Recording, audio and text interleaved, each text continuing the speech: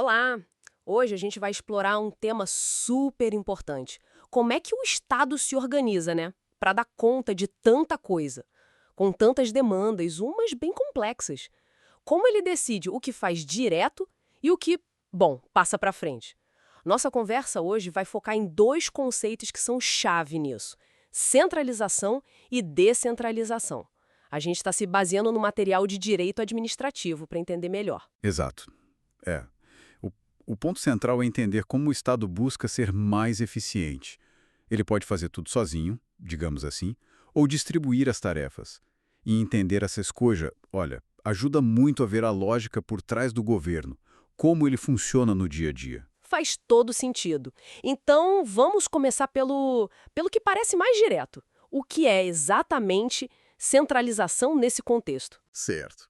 A centralização, bom, ela acontece quando o próprio Estado, sabe, usando seus órgãos, seus agentes, pensa nos ministérios, nas secretarias de Estado ou do município, a chamada administração direta.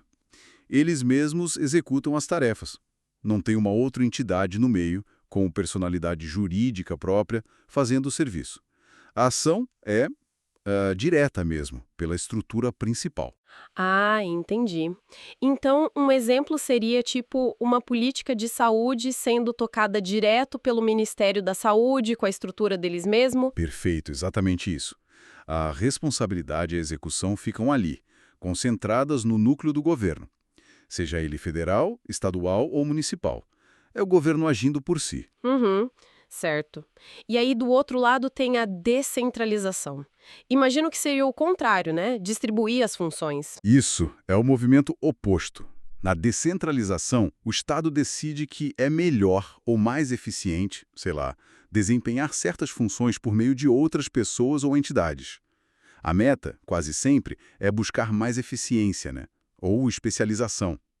O ponto-chave é que sempre tem duas figuras diferentes: o Estado, que detém a competência original, e quem vai executar de fato. E eu vi que tem tipos diferentes disso, né? Não é uma coisa só. Correto. Existem umas distinções importantes aí. Primeiro, tem a descentralização política. Essa é bem específica, está ligada à nossa estrutura de federação. A Constituição já distribui poderes, competências para os estados, para o DF, para os municípios. Eles ganham atribuições que são deles mesmo. Não é só uma tarefa que a União passou para eles fazerem. Ah, entendi. Isso tem a ver com a autonomia deles, né? Uma divisão de poder que vem lá da Constituição. Certo. E a outra forma, qual é? A outra é a descentralização administrativa. Aí o foco é diferente. Não é distribuir poder político nesse sentido amplo. É mais transferir a execução mesmo, de uma atividade, de um serviço administrativo. E essa transferência pode ser para outra pessoa jurídica, pública ou até privada. E é aqui que entram aquelas figuras que a gente ouve falar, tipo autarquias, empresas públicas, sabe? A tal da administração indireta. Exatamente, aí mesmo.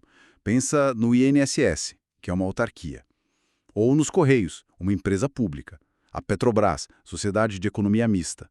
São exemplos clássicos. O Estado cria ou autoriza a criar essas entidades, elas têm personalidade jurídica própria, e ele passa para elas a execução de serviços específicos.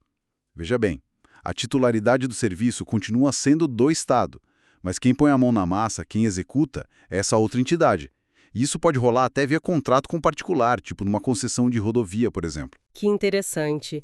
Mas mesmo passando a execução, o Estado, ele perde o controle? Ou ele ainda fica de olho no que está acontecendo? Ótima pergunta. Isso é um ponto crucial. Na descentralização administrativa, diferente da política, o Estado, a administração direta, mantém um tipo de controle sobre essa entidade que recebeu a tarefa.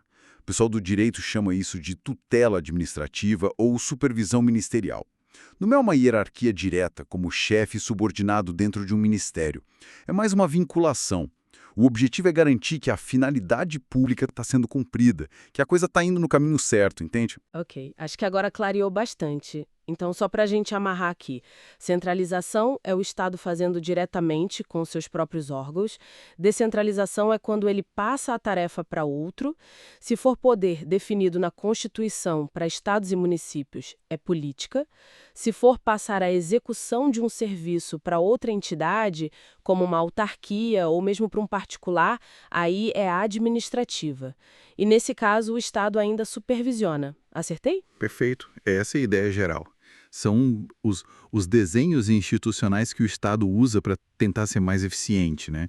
Para equilibrar controle, agilidade, especialização na gestão das coisas públicas. E, bom, por que entender essa diferença toda é importante para quem está nos ouvindo? Além de ser um tema do direito, claro. Olha, é fundamental porque define quem a gente deve cobrar, né? Quem é o responsável direto pelo serviço que a gente usa no dia a dia. Ajuda a entender por que, às vezes, é um órgão federal que cuida de algo, outras vezes é uma agência separada ou a prefeitura da sua cidade. Impacta como a gente pode reclamar, pedir melhorias e como o governo tenta, ou pelo menos deveria tentar, otimizar as ações para atender a gente, a sociedade. Assim, entender como a máquina pública se organiza na prática. Nossa, realmente dá uma outra visão da estrutura toda, né? E pra gente fechar, qual pulga você deixaria atrás da nossa orelha sobre isso? Pensando nessa busca constante por eficiência, a gente falou muito que a descentralização busca isso, né? Agilidade, especialização. Mas fica a pergunta: será que existem situações, cenários específicos, em que a centralização, manter a tarefa ali, bem perto, sob controle direto do núcleo do Estado, não poderia ser, na verdade, a estratégia mais eficiente ou até indispensável para garantir certos resultados ou proteger interesses que são muito, muito essenciais? Fica aí a reflexão, né? Quando centralizar pode ser a melhor resposta.